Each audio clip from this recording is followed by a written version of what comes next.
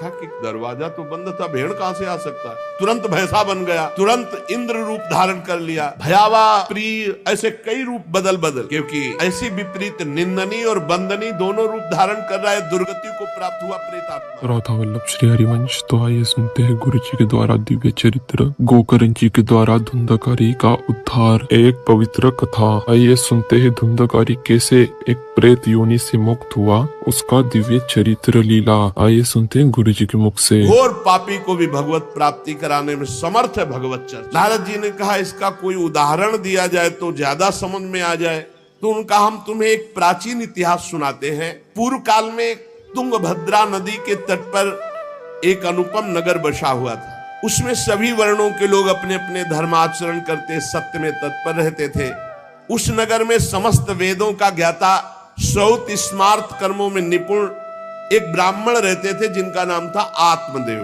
तेज तो ऐसा था मानो दूसरे सूर्य भगवान ही हो। ब्राह्मण तेजस्वी, वैदज्ञ, सत्कर्म अनुष्ठान करने वाला, और कभी उसके दरवाजे से कोई भिक्षुक वापस नहीं लौटा।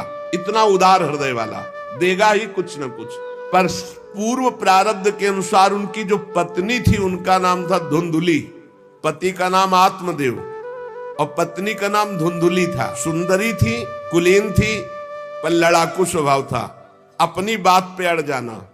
अब वो बड़े ज्ञानी थे, वैदज्ञ, वेद के ज्ञाता, इसलिए वो शांत रहते थे। लड़ाई घर में नहीं होती, वो लड़ने वाली ही बात करती थी, पर वो शांत रहते थे। जब घर में नहीं होती तो पड़ोसी से जाके भिड़ना, जरा जरा से कारण में। क्रूर स्वभाव, बकवादी स्वभाव, गृह कार्य में निपुण लेकिन कंजूस और झगड़ालू प्रारब्ध है। भोग विलास की कमी नहीं थी, खूब संपत्ति थी, घर बढ़िया सुंदर, परंतु सुख नहीं था। क्योंकि जब आत्मदेव घर में आते तो बस उपद्रव, लड़ाई, झगड़ा, सब बड़ा नरक समझो। जिसकी घर में अशांति हो, झगड़ा होता हो, बड़ा नरक है। चैन से नमक रोटी खाए, प्यार से जीवे तो गृहस्थी धन्य। और खूब बढ़िया सब व्यवस्थाएं हैं, पर कलह, अशांति, मन नहीं मिल रहा एक दूसरे। ये बहुत धीरे धीरे अवस्था डल गई, कोई संतान ही नहीं हुई। बड़े बड़े पुण्य कर्म किए, खूब दान पुण्य किया, लेकिन संतान नहीं हुई। अब वो ब्राह्मण बड़े चिंतातुर हुए आत्मदेव की, जिसके संतान न हो तो फिर उसको पिंडदान कौन करेगा। गृहस्थी में विचार होता, कुल परंपरागत चलाने वाला तो कोई होना चाहिए।